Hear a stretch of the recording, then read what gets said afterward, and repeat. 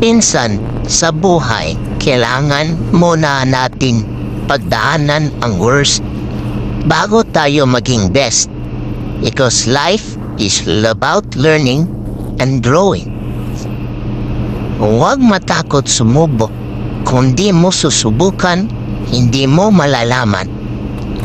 Hindi kita... Ay, ano ba to? Okay. Ito pala.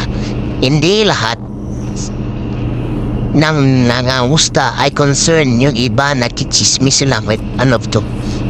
May said ito.